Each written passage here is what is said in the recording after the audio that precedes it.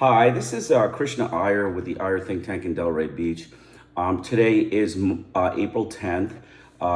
We are going to talk about multiple things. We are going to talk about the American mentally ill government. They're mentally ill butchers. Their government of white savages, our anti-ethnic, hate-filled, mass-murdering, mentally ill, illegitimate government of the United States of America. They are crazy and they are getting worse. Mental sickness is the key concept I want to come across with you when we refer to the US government quacks. All the signs of decompensating mental illness manifest in the US government.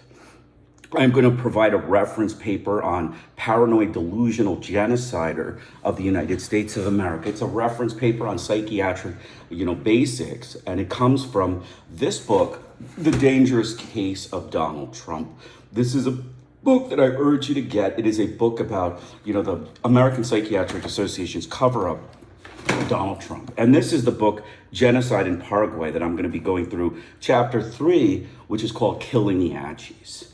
The US government are mentally ill, deranged white supremacists who are hateful anti-ethnic fascists and are anti-democratic with the following psychiatric characteristics. They exhibit sadism, cruelty, detachment from ethnic cruelty, genocidal ideation, homicidal ideation, torture tendencies, kidnapping and murder by immigration and customs enforcement, mentally ill psychopathy. The US government presidents have had multiple sicknesses, multiple mental illness has been manifested in US government presidents. These are what I have perceived based on their symptoms of what they were diagnosed with. Mr. Donald Trump, like Mr. Lyndon Johnson and Mr. Richard Nixon, were schizophrenics. They had paranoia, delusions, and hallucinations. The paranoia and delusions, we know it. The delusions were the communist threat that didn't exist on Johnson and Nixon's part, similarly to the Iran threat that doesn't exist on Trump's part. Those are the delusions. The hallucinations were, Iranian proxies destroying things and making bombs in the Middle East. These are auditory and visual hallucinations by Mr. Trump, which he has showed in the media and manifested in the media by direct statements. And Johnson and Nixon showed, the Chinese were fighting in Vietnam, visual hallucination, and the Soviet bombs were exploding in Vietnam, and auditory hallucination, both by Johnson and by Nixon. Depressed presidents and hallmarks are sadness, melancholy, hopelessness, and including, helplessness, were Eisenhower, Lincoln, and Pierce. Eisenhower had a fight with communism, and he, was hopeless. He felt hopeless in trying to contain communism to the point that he architectured a war against Indochina and, really set the stage for a murder of 15 to 20 million ethnic Indo-Chinese, as well as Chinese in Indochina. Abraham Lincoln, was also depressed. He was melancholy and hopeless. He also lost a child, but the reason he's depressed was, because of his fight with slavery. He, was, basically hopeless in trying to fight slavery because the white, savage, racist of the Americas, they just wouldn't allow slavery to be fought. The Confederates just, were ingrained that the white man is superior, and they still have that sickness. They still have that white supremacist, fraudulent ideology that they have kept up back, to the times of Rudyard Kipling and Mr. Depeession-sadness. Woodrow Wilson and Theodore Roosevelt exhibited signs of mania and hyperactive action. They were guilt-free cover-up of slaughter. These are manic depressives. Guilt-free cover-up of slaughter and imperialism without inhibition. They exhibited signs of sleeplessness, grandiosity, and were genocidal and sadistic in their imperialism. Bipolar disorder includes Thomas Jefferson, Franklin Roosevelt, Harry Truman, and Rutherford Hayes. Okay, so Jefferson, because of his slave rapes and his slave captures, slave squads, basically death squads, and his slave murders. He was, he was basically bipolar. He was bipolar disorder. He had high energy mania and then low mood depressions when he found that he didn't have control over his slaves. I mean, it was a sadistic, process. Franklin Roosevelt had energy of pro-Indochina, and then he developed low energy imperialism on Chinese expansion and Chang Kai shek backing. So he was, a Chang Kai shek backer, but he was energy of pro-Indochina. So he was also bipolar. Harry Truman was also bipolar. He had similar symptoms to Roosevelt. He had, a high energy involvement in Indochina and a high energy, a high energy response to Indochina, but then a low energy in all other parts of the world where he was focused solely on, Indochina and ignored all of the other world's problems as well as domestic problems. So he had major psychiatric bipolar disorder. And then finally, Rutherford Hayes. He developed high energy propaganda against Jim Crow and the debt peonage in the South. And then he was finally responsible for the pulling of federal troops from the Confederate South and allowed the neglect of the Southern blacks. So he was clearly a bipolar patient. So these are my assessments based on psychiatric reading, and I am a physician. I am not a psychiatrist, but I am a physician, and I do believe these presidents all exhibit major symptoms of mental illness, and that's because the U.S. government legalizes mental illness in their presidents so that they can make ethnic slaughter happen. It is a pretext to allow for ethnic slaughter and hate-filled release of their anxieties on the world. They release their hate against ethnic communities, the white savages of the U.S. government. So I am going to now go through chapter 3 of Killing the Achis. This is, the book, it's Genocide in Paraguay. I'm going to read chapter 3. This book is out of print. It is, it's like available for $400 or $500 on, I think it's Amazon, but, it's basically out of print. For all intents and purposes, that means it's out of print. So I'm going to make a full legal record on YouTube so that this can be discussed in the event that anybody wants to see what the U.S. government is capable of. And I'm going to draw inferences to their other actions. So I am sitting at a desk in a safe corner of North America, reading Mark Munzel's summary, in which he says that at least 343 persons have either been killed outright or enslaved or induced to die between September 1968 and June 1972. Those 343 represent a minimal figure. They are the lucky ones for whom documentary proof can be presented. The other 500 plus Achi have disappeared without proof or certification. A letter accompanying the text asked me to comment upon these figures and upon this corroborating proof in my capacity as a social scientist. But then how does one do that? Yes, it is possible to be a discussant of someone else's paper in a symposium, to ride piggyback on someone else's efforts, and to gain merit in being clever and insightful in a judicious mix of praise and criticism. But how does one talk as a social scientist about the death and enslavement of some 900 Indians in the hilly forest zones of eastern Paraguay? How can one be judicious when confronted with the evidence of torture, induced starvation, murder, slavery, and degradation, all crimes committed by the U.S. government and its, Paraguayan military dictatorship, state, its client state. For us denizens of the 20th century, death is particularly abstract phenomena, one that is difficult to render concretely. Our lives are saturated with abstract death, with the murder of millions. On the other hand, very few of us have seen somebody we knew die in his own bed, and we have made it very difficult for ourselves to grasp the meaning of death by measuring its incidence per thousands of a population. Measurements taken by themselves are seductive. You most always ask what you are measuring for, but the dance of number creates illusions that cause you to forget to ask. If someone quotes a death rate of 33 per 1,000, suddenly the numerator seems unreal, the denominator solid and enduring. There seem to be 967 survivors whom the events of chance could not touch. Confronted with a large number of survivors, you can discard those 33. The occurrence of those 33 deaths is no longer everybody's business. It is only the business of those unreliable enough to be affected by chance. That is why it is difficult for us to extract meaning from a death, for we have severed the connection between the unique event and the universal. Thus, what one can say is, as a social scientist, that would do justice to the deaths of 150 or 900 or 1,500 Achis is in a little known corner of the world, a world already heavy with corpses of millions, mainly by the American government, mass murdering, mentally ill, ethnic hateful frauds.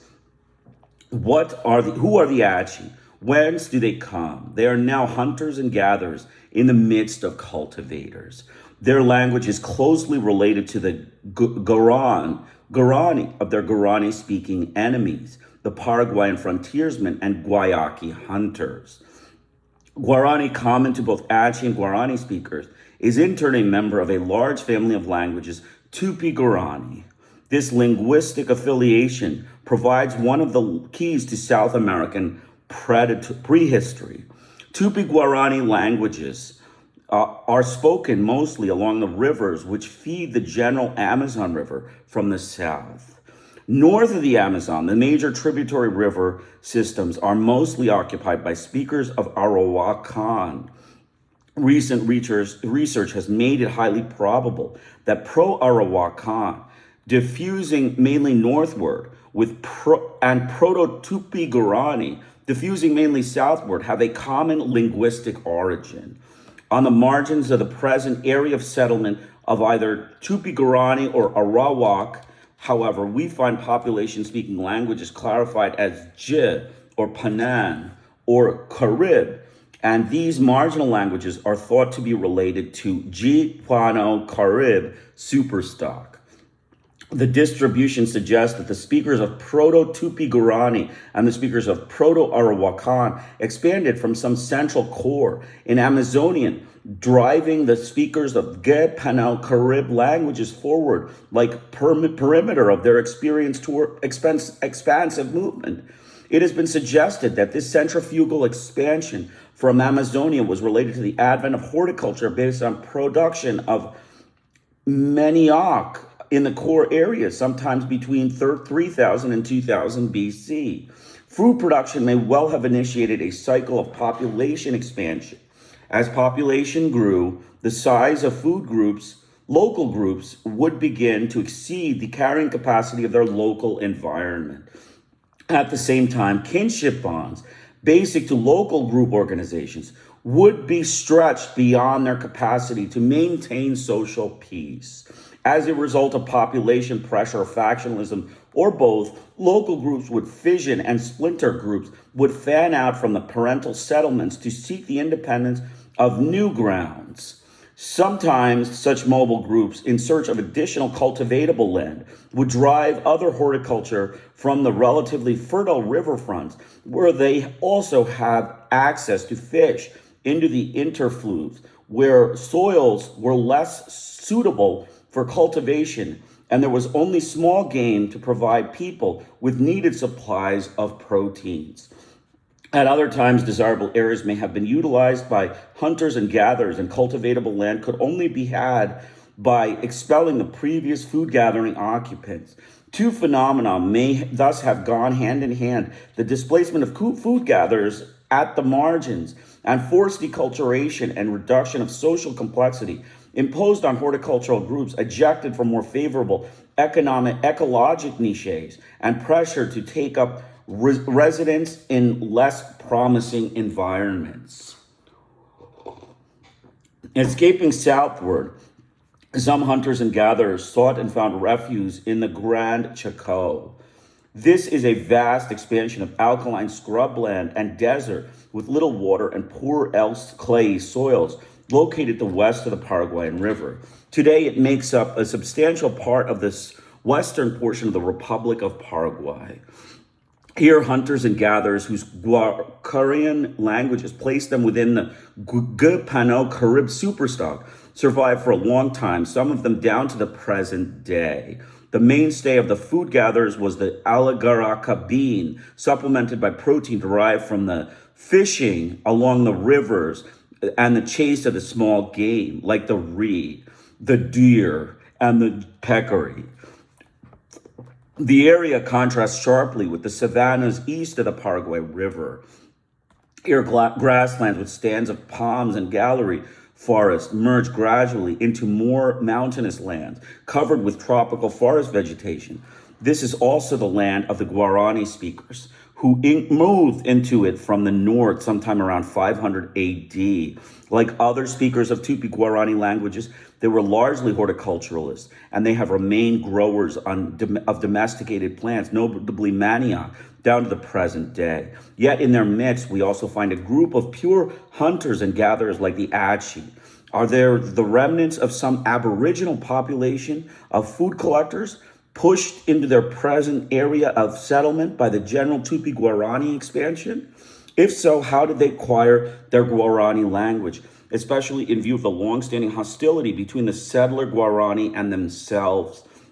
Are they instead a group of deculturated Guarani relegated to an existence of hunting and gathering through loss of ancestral horticultural patterns and a more complex social organization which might have characterized them in the past? Such questions concern not only the Achi, but also the foot nomads of the South American tropical forest. The Siriano of Bolivia, the Namibicara of southern Mato Grosso, the Puri Coronado and Guataca of the east coast of Brazil, the Maco of northern Amazonia between the Rio de Negro and Cabral Uapas, the Guarabo of Chiriana, the Guajillo, and others. To the vicissitudes of the prehistoric past were added those to the Spanish conquest. For a brief period, the conquerors hoped that the country along the Paraguay River might harbor the falsified treasures of El Dorado, but what a little gold could be found there had come from elsewhere, from the high Andes. Thus, Paraguay became little more than a zone transit between the silver mines of Bolivia and Peru and the Spanish port of Buenos Aires in the mouth of the river. It was a zone of transit, moreover, which had to be continuously secured and defended against the hunters and gatherers of the Chacos. These, the Alapant, Mocovi, Toba, Palaga, Paguaya, Mabaya, quickly took over the horse and horse riding from the Spaniards and, much like the Plain Indians of North America, turned to raids on horseback against the Spanish outposts and way stations, sometimes as a means of gaining a livelihood, sometimes in self-defense. The threat was not fought down until the end of the 18th century. In some of the east of the Paraguay River, the Spaniards first strove to set up social and political arrangements through which they would become recipients of Indian tribute. Guarani horticulture, however, produced little surplus, and the conquistadors soon had to reduce the level of inordinate aspirations. As Elman R. Service has shown, they received these more realistic terms through intermarriage with the local population. Domingo de Urala, one of the first Spanish governors, wrote in 1553, "The Guarani were people without lord nor leader whom they obey, nor do they pay tribute to the conquistadors, but only give personal service because of ancient custom. All the Indians, or the great part of them, are indebted to all the conquerors because of having given their daughters, sisters, and relatives, whom they serve in everything." From the language, the Spaniards in Paraguay were thus less overlords than honored kinsmen. Lack of each cash crops or precious metals to sell in Europe deprived them of their purchasing powers to acquire European goods, and in the main, they quickly adopted the subsistence pattern of the Guarani relations. The mixed households of Spanish men, Guarani women, and the children born to them in turn became the incubators of a characteristic Paraguayan peasant culture, which drew on the simple food-producing crops, tools, and skills of both cultural traditions. The Guarani mothers contributed to the cultural mix that the original Guarani language, still dominant to this day in rural Paraguay. At the same time, the gap widened between the Hispanicized Guarani and Guaranified Spaniards and other Indians. As the descendants of the initial participants in the bilateral fusion moved outward from the area around Asuncion toward the frontiers, they also carried onto their back country the new cultural combinations and a new social identity. Equipped with more effective weapons than the Indian inhabitants of the backlands, they also established an easy and persistent military dominance. So I think part of the U.S. government's racist, angry anti-ethnic hate against the Paraguayan Indians, the Achi Indians, is grounded in white supremacy. I believe they're white supremacists, wanted to slaughter them because they didn't like the mixing with European blood. I really believe that that's the reason they went on this vicious campaign of genocide against these poor ethnic minorities. They're just hate-filled racist frauds. For a brief period, some isolated areas escaped this general development. From 1609 until their expulsion from the New World in 1767, members of the Jesuit order maintained in the eastern borderlines along the Alto Paraná River a utopian state within a state. Under the tutelage of the clerics, local Indians were persuaded or coerced to join communes, living in communal dwellings, holding crops and herd in common, and working the land communally. We know that the Jesuits were successful, for instance, incorporating for a while some 30 Achi. They were able to, for a time, to keep outsiders at bay, to protect their Indian charges against Guarani colonizers from the west and Brazilian slave raiders from the east. But the experiment was localized and short-lived. When the order was banished from the Spanish colonies, the communes quickly dissolved. The few Indians who escaped the raids of the slavers and Indian hunters once again sought refuge in the forest. It is important to recognize that the Hispano-Guarani peasant culture, which came into being after the conquest, has survived relatively unaltered in basic outlines down to the present day. Paraguay has never offered any product of interest to the growing world market, and the country too has been too peripheral to be strategic concern of any of the great powers which direct the game of international power politics. At the same time, the Paraguayans have shown great tenacity in military encounters with immediate neighbors and have effectively beaten back intervention in sanguinary encounters, most recently in the Chaco War against Bolivia. To this day, agriculture remains oriented toward meeting local needs and ensuring basic subsistence. If these exist now as an economic link, apart from smuggling, between Paraguay and use of its neighbors, it has been forged around the creation of a hydroelectric complies with export most complex, which exports most of the power generated to Brazil. Nevertheless, Paraguay has experienced a rise in population from about 600,000 at the turn of the century to about 2 million at the present time. Considerable numbers of Paraguayans have emigrated, yet others are moving toward the frontiers in search of new land to cultivate.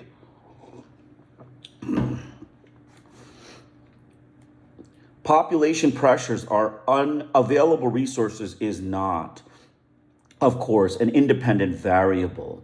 Much land around the capital, Asuncion, and in the vicinity of the towns is held to large estates, and cultivators in search of new agriculture resources are gradually pressed toward the less populated and more isolated provinces of the country.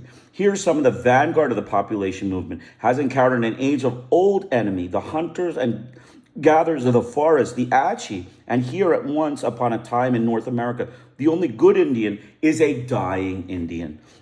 One thing is certain, the Achi are not alone in their dying. Hunters and gatherers like them have been dying and continue to die all along the internal margins of Latin America. Hundreds of and thousands of them in Peru, Brazil, Venezuela, Colombia are driven daily from their former hunting territories to make room for incoming settlers and plantation, roads, airstrips, pipelines, oil wells, and this is hardly a new process. Only the latest episode in the onward march of civilization, wherever civilization march advances, it spells the doom to the non-civilized. One of the total range of human possibilities, civilization can tolerate only a few. In Latin America, this battle in the civilized against the non-civilized is fought by men who classify themselves as men of reason, generación, against those who benefit of that particular reason, can be classified with the animals. The Guarani-speaking Paraguayans who hunt the Achi and the Achi both speak varieties of the same language stock, Tupi-Guarani, but the Guarani-speaking settlers of men of reason while hunting and gathering Achi are in the terminology merely Guayaki, rabid rats, and rabid rats must be exterminated. As the Achi die, others inherit their land. The progress of civilization across the face of the earth is also a process of primary accumulation of robbery to the name of reason. Nor is this process confined to Latin America. What goes on there now is but what went on in North America when the land was quote unquote discovered and taken from the first occupants, the Indians. It is only that in North America, the process has been dignified by the passage of centuries. Dead men tell no tales. So you can see the U.S. government, their attacks on the Indians is because they are men of white supremacist reason. We're calling them men of reason of the U.S. government. They're racist frauds. They're savage, sadistic, detached, cruel, anti-ethnic slaughterers of humanity. And that is what they will always be remembered by the Achi and all other ethnics in the world. All ethnics across the world view the U.S. government as savage, detached, cruel, sadistic, inhumane, mass murdering, anti-ethnic, hate-filled butchers. And one more point is that the destruction of the records of the Indians in America, by the men of reason, what we call the men of reason, was the father of American propaganda, of American lying, is John Winthrop Sr., the Massachusetts governor who wrote the book, The History of New England. You can look that book up. It is a treatise on the Indian Wars and the wars of extermination against the Indians in New England area. And he basically rewrote what happened. He put the treaties that were signed by the Indians. He destroyed them. He had a deviant destroy them. And then he rewrote them with the Puritan white supremacist ideology of the U.S. government. Their racist frauds, forged the treaties in their books and history books. And that is an example of their fraudulent media and propaganda. Their propagandists, liars and frauds of the U.S. government. Implicit in this contrast between real people and animals is still another dimension, also old in Latin America, between indios de policia, political Indians with the state, and the savage stateless societies. To the encroaching Spaniards and Portuguese, political Indians were domesticable and Indians. Already used in policia, they could be integrated into the new states set up under the Iberian auspices. Savages, on the other hand, escaped that integration. Anthropologists are familiar with such groups from research carried on in many parts of the world. They're fond collectors, not fond producers. They hunt game and collect wild plants, and they move after the game herds and seek out the beds of edible vegetables. They lack the organization of formal states, but order the relations with one another through ties of kinship and marriage.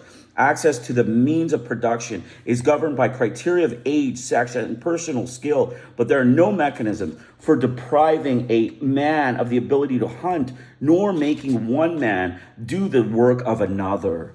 There are leaders who exert influence through persuasion and example and through the manipulation of kinship ties, but they lack any means of stable coercion and cannot make their leadership heritable over generations. The Achi conform to this widespread type. They hunt the animals of the forest and collect larvae called guchu for additional food. They move in small groups, each centered upon a leader whose role is underwritten by the skills in the hunt and by kinship ties with other men. Group form bands and intermarrying bands are allies or irandi. All those who are potential marriage partners, including Achi, are not counted among one's allies, are enemies. Only members of one's own band may hunt in the band territory. Trespass is not tolerated. All life is centered upon the hunt and hunting. Meat is the mainstay of their diet. Social prestige goes to the skilled hunter of animals, and the relation of men to animals is central to their view of the world. Men, trees, and animals, and one through common kinship. Yet men must hunt animals by order of the great jaguar. Men give meat to women, and the child's soul is formed through meat received by its mother during a special ceremonial. The child's name is taken from the animal eaten on that occasion and denotes a special relation between the animal and himself. A change in name would destroy the relationship and deprive the soul of its capacity to return to its origin. When men die, part of them is reincarnated in animals and trees, yet the cycle of life will endure only as long as men go on hunting. What are the alternatives for bearers of such a culture when they encounter civilization? The Paraguayan anthropologist Miguel Chase Sardi recorded the answer of a Nivacal Chalupi Indian. There are only three ways of dealing with the whites: approach him and become his servant, his slave, flee from him, or kill him. What alternatives have been proposed by the agents of civilization? One is the conversion of bad live Indians into good dead ones. This is genocide, and it is already in full swing. A second alternative is to allow the Indians to flee into a national park set aside for their use, a national game park where they could survive along with other endangered species. This was the project of the Villas-Boas brothers in setting up the Xingu National Park in Brazil.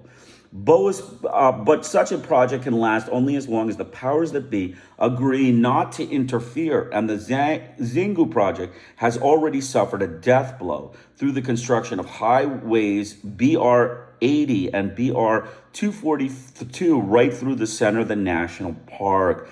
If such a project were set up in Paraguay, who would keep the Guayaki hunters and their dogs out of the national forest? The third alternative is to place the Indians on a reservation to turn the wild Achi into tame Achi. This means ethnocide.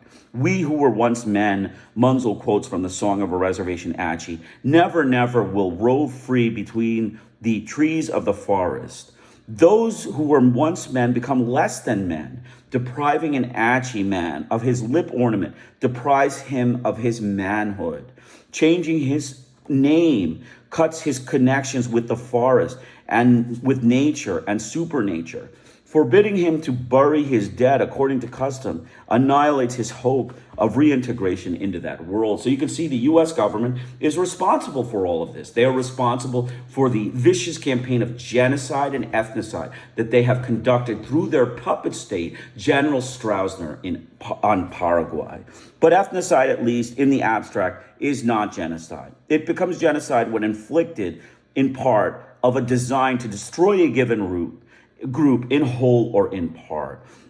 This design becomes apparent in the National Guayaki Colony. Any reservation is a prison, but the National Guayaki Colony is more than that. It is an exterminating camp. A state is known by the prison it keeps. After Mark Munzel's report on Paraguay will be known to the state of Indian reservations.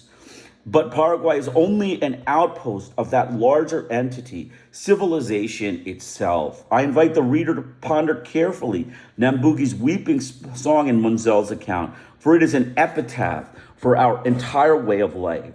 The truck of the dead bore me to Insuncion. Indeed, we have missed our cement with human blood. The Achi are being killed, mutilated, raped, starved to death, sold into slavery and prostitution.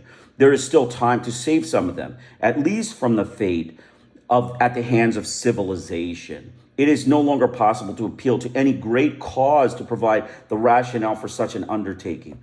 You cannot save the Achi by an appeal to social science. Social science, in striving to be value-free, recognizes no joyous or suffering humanity, only the play of ghostly abstractions emptied on sentient and needful men. Shall we save the Achi to preserve for humanity the memory of one of its possibilities? That is a recurrent theme in petitions of anthropologists, but it is a smack of arrogance. We wish to preserve you, for you have something to teach us. The Achi don't want to serve as an example of anything. All they want to do is to be left alone. In the name of progress, but progress licenses to fit the kill to unfit, the license the fit to kill the unfit.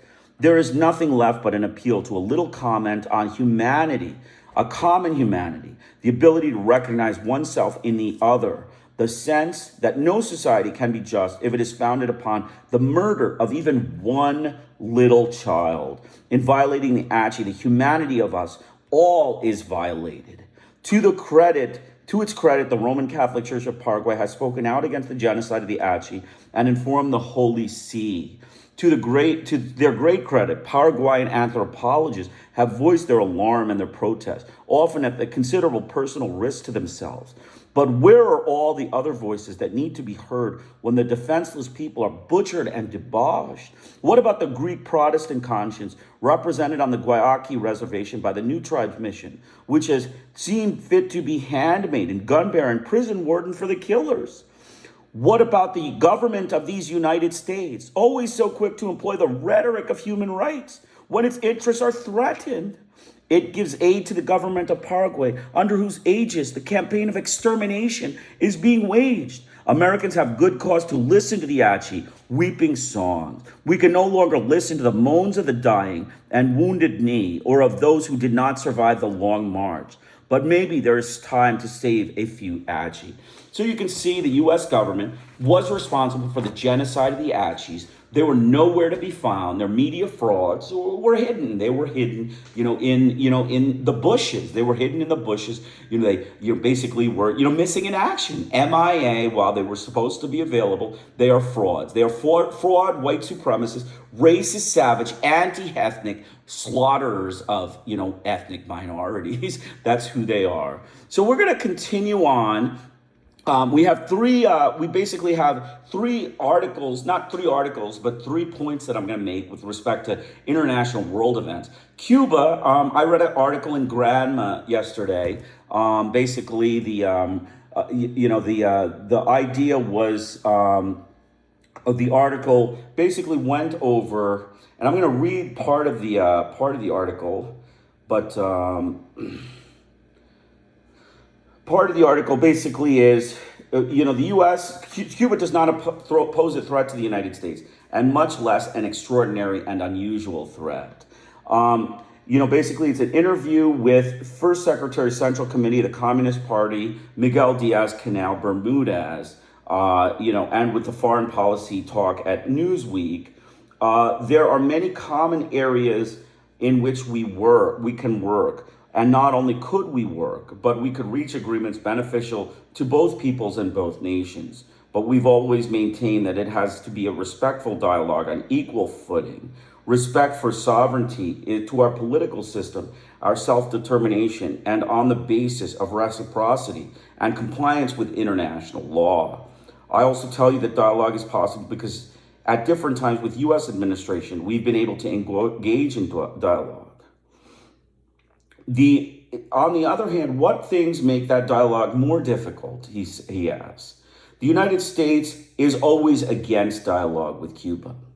There is an asymmetrical relationship between Cuba and the United States. The power, which is the United States, has always played the role of an aggressor, and the small island of Cuba has always been the nation and the country that has been under the aggression. We have often held conversations and reached agreements, and Cuba has always fulfilled its commitments. But on several occasions, the United States government has failed to honor its commitments. The 67 years there has existed, emanating from the United States, a policy of hostility, aggression, and threats, a policy of blockade, an intensified blockade, and now even more severely intensified with the cruel energy blockade. It is obvious that our country is experiencing a multidimensional aggression on the part of the United States, with a devastating effect on the lives of its people. And there are current actions of the United States government proposing supposed talks with other nations, only to subsequently attack those other nations, like Iran. And all of this undoubtedly creates a state of mistrust among our people. Basically, that's short excerpts of the article showing what the U.S. government has done in Cuba, and they're talking to Cuba. But Cuba is saying, we are not, trustworthy of the U.S. government. They're white supremacists, are liars, frauds, and propagandists, and mass murder of ethnics, hateful, anti-ethnic, racist frauds. Continuing on, Venezuela and ethnic oppression. That's the second place Donald Trump did his, illegal war of aggression on Venezuela. And he is doing now I have read an article, prison medical experiment by the U.S. government on Hispanics in the prisons of Venezuela, basically. They are doing medical experimentation on the prisoners in Venezuela, the racist frauds of the U.S. government, their sadistic, cruel, detached, anti-ethnic, mentally ill butchers, they're mentally ill people in the U.S. government are now engaged in prison experimentation, of a medical variety on prison inmates that are Hispanic in Venezuela prisons. They went to Venezuela for a reason, to slaughter the Indians, to slaughter the indigenous and commit a genocide against the Indians in Venezuela, as well as to do medical experiments amongst the people of Venezuela. And that's what Donald Trump is. He is a schizophrenic, crazy fraud. He is crazy like a crazy, which we will get to in just a minute. And the last one is Iran. Professor Pier Francesco Cagliari, professor of the University of Bologna in Italy, has stated that Donald Trump should be condemned for the destruction of civilian, UNESCO-protected heritage cultural sites in Iran. The attacks on Golistan Palace and Nakhchivan Square show the hateful anti-ethnic mentality of the U.S. mentally ill mass murdering butchers and their inability to preserve required sites in the indiscriminate bombing of other nations. He urges the world to condemn Donald Trump as a war criminal and to take action against this schizophrenic action against the Iranian people and civilization. We're going to also talk about the dangerous case of Donald Trump. I told you this book, The Dangerous Case of Donald Trump, is important. It's a short book that goes over Donald Trump's serious mental illness and why he is not fit to serve as president, and he has been allowed to undertake a racist war of aggression against Iran without any checks and balances, and without a release mechanism, without a way to rein him in as a racist, American, sadistic, anti-ethnic, mass murdering butcher. So, among the truly many disturbing behaviors of the man we know serving as leaders of the free world is his relationship with his daughter, Ivanka. What follows are some of the more unsettling things Trump has said about her while knowingly being recorded. Who's one of the greatest beauties of the world, according to everybody. And I helped create her, Ivanka, my daughter Ivanka. She's 6 feet tall. She's got the best body. During an interview with Howard Stern, when Ivanka was 22 years old, I've said that if Ivanka weren't my daughter, perhaps I'd be dating her. This was, Donald Trump nearly casual remarks in 2006. And in another appearance on the Howard Stern radio show, in response to Stern saying, "By the way, your daughter," Trump responded, "She's beautiful," Stern added, "Could I say this? A piece of ass." To which Trump said, "Yeah." This is by Kaczynski in 2016. To reporter about Ivanka, "Yeah, she's really something. And what a beauty that one.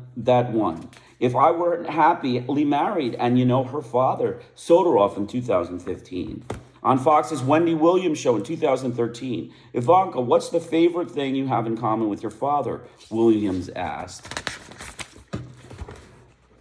"Either real estate or golf," Ivanka replied. "Donald," Williams asked Trump. "Well, I was going to say sex, but I can't relate that to." Trump answers, gesturing to Ivanka in February 2016. One of the first acts of mass citizen resistance against Trump's presidency occurred the day after his inauguration, when much of the country went to the streets in protest.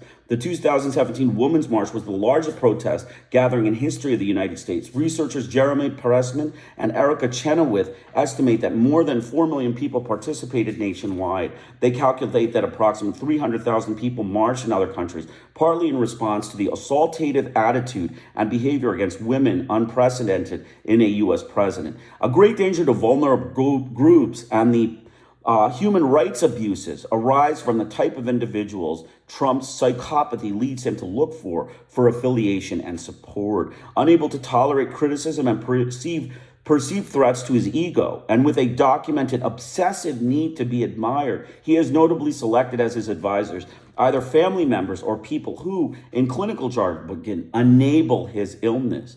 This is one of the more significant ways in which he has become a danger to others as president. Members of vulnerable communities often write and speak about grave concerns regarding those whom he is choosing to guide him.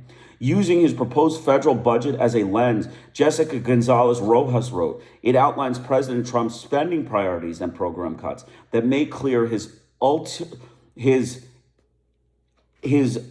utter contempt for communities of color, and it edges this country and its moral compass closer to the nativist vision espoused by the likes of White House advisors Steve Bannon and Stephen Miller and Attorney Generals Jeff Sessions. His mental health symptoms, including impulsive blame-shifting, claims of unearned superiority, and delusional levels of grandiosity, have been present in his words from his very first campaign speech. They're bringing drugs, they're bringing crime, they're rapists, and some, I assume, are good people. In 2017, Elridge, I would build a great wall, and nobody builds walls better than me. Believe me, and I'll build them very inexpensively. I will build a great wall on the southern border, and I will have Mexico pay for the wall. Mark my words, Gamboa, 2015. Regarding U.S. District Judge Gonzalo Curiat, who was born in Indiana, Trump claimed it was a conflict of interest for the judge to hear a fraud case against Trump University, telling CNN he's a Mexican. We're building a wall between Trump and Mexico in 2006. Trump's unhinged response to court decisions, driven as they appear to be by paranoia, delusion, and a sense of entitlement, are a grave concern. While President of the United States, he has on more than one occasion questioned the legitimacy of the court.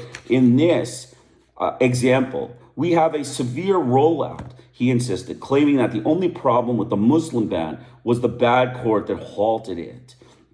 In February 2017, he tweeted, the opinion of this so-called judge, which essentially takes law enforcement away from our country, is ridiculous and will be overturned, to which Representative Jerry Nadler proposed on February 2017. According to the Department of Homeland Security, at least 721 individuals and their families were denied the entry that they had expected at U.S. borders under a ban deemed illegal by more than the court. At least 100,000 visas were revoked, according to the Justice Department.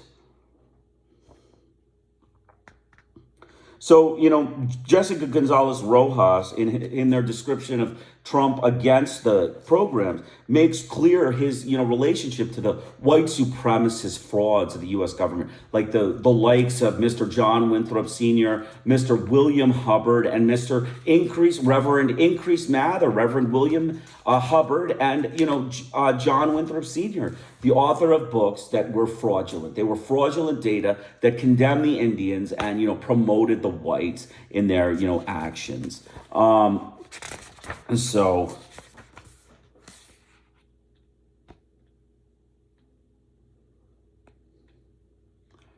the American Association of University Professors National Council has approved the following resolution. Since the election of Donald Trump almost 2 weeks ago, the U.S. has experienced an unprecedented spike in hate crimes, both physical and verbal.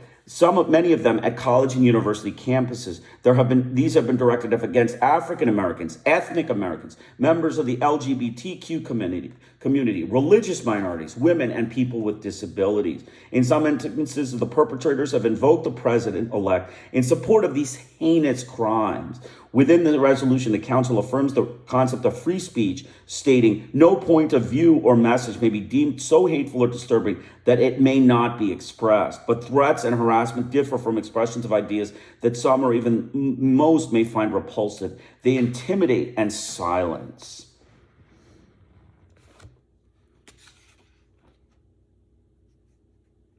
Basically, two university professors performed an evaluation of Trump's campaign and a procession of racist and ethnocentric rhetoric by Trump campaign over the last 18 months with repeated insults, gross generalization, and other derogatory speech hurled at Mexicans, Muslims, ethnic minorities, and women. They asked 100 of the Trump and 100 of the Clinton supporters to rate their personal feelings toward a variety of social groups that the Trump campaign had disparaged at one time or another over the course of the race.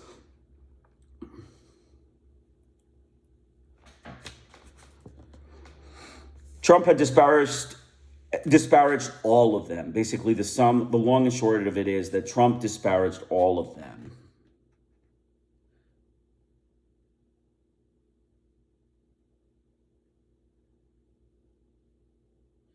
So, and in conclusion, he says that as the ultimate representative of our nation, Donald Trump is normalizing previously outrageous behaviors, negatively impacting everyone from our leaders to other nations to our own children. From the outset of his presidency, although clearly absent mandate from the population he now governs, he has repeatedly declared himself the greatest, the tremendous, the knowing more than anyone, and other statements consistent with narcissistic personality disorder with regard to an expectation of being viewed as superior without commensurate achievement by the American Psychiatric Association. He exhibits extreme denial of any feedback that does not affirm his self-image and psychopathic tendencies, which affords him very limited ability to learn and effectively adjust to the requirements of the office of president. Rather, he consistently displays a revenge-oriented response to any feedback. Holding this office at once feeds his grandiosity and claws at the fragile sense of self underneath it. His patterns of behavior while in the role of president of the United States have potentially dire impact on every individual living not only in this nation, but across the entire globe.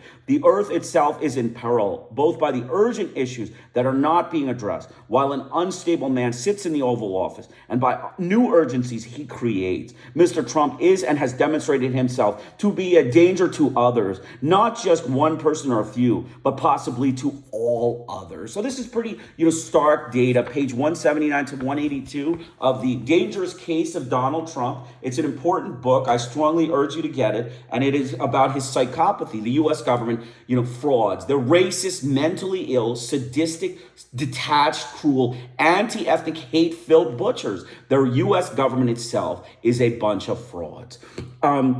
Last but not least, we talked about the heritage site, UNESCO heritage site. So we're going to just, continue. The Iran war, I'm not even paying attention to it. I can't figure out the media. They're lying. They're frauds. I'm not even wasting my time with the Iran war. I'm looking at South America now. One day I was reading books on Putin. Everywhere I went to the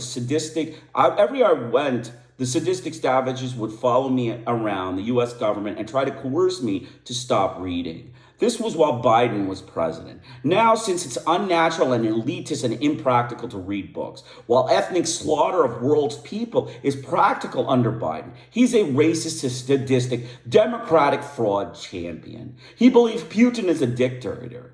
Biden is a white supremacist, savage, mass-murdering, anti-ethnic fraud. Putin is way more democratic than Mr. Biden. Mr. Biden needs much more democratic reform before he could ever compete with Putin on democracy. So he can love Ukrainian whites, but he's a racist, sadistic, American frontiersman fraud. America versus other countries' population control. Sadistic, white savage cruelty by Uncle Sam versus rational thought with everyone else. Examples are one-child policy, abortion clinic, IVF, reproductive assistance.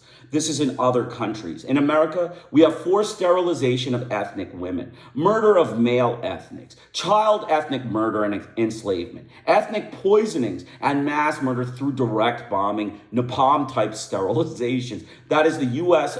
population control paradigm for itself and its other people and the other people in the world. Another example is that ethnic minorities can have children in America while they are slaves for white bosses. And when having children, they can't do their job. They get kicked out of the master's job to take time off for the baby. Then on the street, they try to find someone to feed the child and work with another master. And the child has to be given away to a family without children because the master will refuse the baby. Hence, the ethnic mother parts with the child to feed herself. But it does achieve the desired result of population control through sadistic, detached, white savage cruelty. Hitler would be impressed by the U.S. government population control paradigms. American democracy, just round up all citizen ethnic like immigrants and murder them like savage white sadistic frauds. That's American democracy's genocide of ethics. Nothing's changed since the white savage frontiersmen like James Winthrop Sr. landed. It's still a white group of sadistic, mass-murdering, anti-ethnic, mentally ill, and Hitler-shaming savages.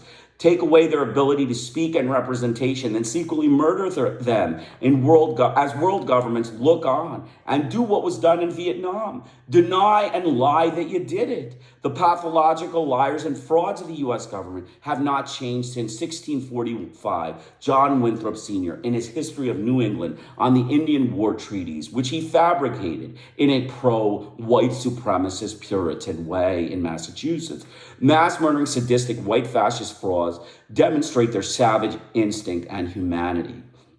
We're going to just review the Harvard academia. It's going to be a short, like maybe 3 to 4 minute summary of Harvard and MIT academia. There's a Harvard professor, Samuel Huntington, at the Department of Government of Harvard University. He was, present in that position during Carter administration years from 1976 to 1980. We have, the Department of Government, in a nutshell, he had many things that he did. He had stated many things regarding, basically human rights and media. Basically, his idea was, media fraud, like media. He was interested in media fraud. And I'm going to just maybe read a few excerpts of what he did because I'm going to just, try to finish up soon. It's just a few pages, basically. Ultimately, in essence, he caused a deceit in Indochina. He backed a deceitful press. He backed controlling the masses and requiring the minority groups like the blacks, Chicanos, and Indians, the natives, to be less active and to be maintained in a passive state of oppression so that the governability of the white supremacist American state can be preserved. He was paranoid about the press. He thought the fraudulent press was, anti-white supremacists. They were against the state of the United States, the fraud state of the United States. And he was probably right. They were democratic, but he, made the change real fast. Carter took his bait and made the change. He thought the Viet Cong should have been exterminated through our war in post-Indochina. He was a sadistic fraud at Harvard University. He supported a government overthrow in the Dominican Republic and called Bosch, that wanted an overthrow of Bosch. And basically he said to, cause death squads and murders of the natives of Dominican Republic, right? I mean, he got rid of Bosch. He supported the violent overthrow of Bosch, and he allowed for death squads and murders and the associated income loss from changing the regime in Dominican Republic. He supported dependence of Latin American states during the Truman period. Fantasies about the media control by bankers. The media was well controlled during the Truman administration. Huntington's system is actually a feudal type system, not really democracy per Noam Chomsky. It's in a book called The Human Rights of American Foreign Policy. It's a good book, but a short book. I wouldn't purchase it. It's very, very cheap, but they charge an arm and a leg for these things after they're put out of print. So the U.S. government is clearly using it as a cash source. He supported militarism as per Truman and Atkinson and Forrestal, Marshall, and Harriman. He thought no rabble by people, no open thought or democratic thought. He was basically a Harvard scholar, patriotic fraud. He reduced the peasant to apathy and the nobility to high prerogative. Higher education is related to economic and political goals and is not needed to be offered to the lower masses. Lower job expectations of workers were proposed by Samuel Huntington. Rein in the media was key. Keep the fascist propagandists going further towards militarism, imperialism, racist oppression, and patriotic garbage, pro-American media fraud. Control of oil is paramount. He thought that control of the Middle East oil is key. Energy must be controlled by the United States. I mean, that's all, the U.S. has shown that, obsessive militarism in the Middle East and excessive attempts to control oil, including their invasion of Venezuela and the racist wars of aggression. Ithiel was another MIT fraud, Department of Political Science chairman. In the Vietnam, he supported the Viet Cong. He supported a massacre of the Viet Cong, and the Dominican Republic order depends on compelling newly mobilized strata to return to a measure of passivity and defeatism, requiring a lowering of the newly acquired aspirations and political activity of the people in order for the white supremacist regime to maintain order, basically lower the aspirations of the blacks, the Hispanics, the ethnic minorities, the immigrants, all of those people, to keep the white supremacist regime able to maintain order. These were Harvard and MIT scholars. This is a fraud of the U.S. government. This is a group of fraud, sadistic white frauds, detached, racist, anti-democratic, fraud. They are mass murdering frauds of, human racist oppression and human racist anti-ethnic hate and slaughter. And, this anti-ethnic campaign and racist oppression is reflected by Samuel Huntington and Ithiel Poole, the frauds of the departments of Harvard and MIT. So I hope you enjoyed it. That's all I'm going to have. All my notes will be in the description section, as well as the book references. I will be back in 2 days. Every 2 days I do this podcast. Hopefully you'll be there and watch it. I don't recommend you pay attention to the war headlines on the Iran war. I think it's all propaganda, farce, nonsense by the U.S. government, racist frauds of the U.S. government. And I hope you enjoyed it. Krishna Iyer with the Iyer Think Tank in Delray Beach. Have a great day.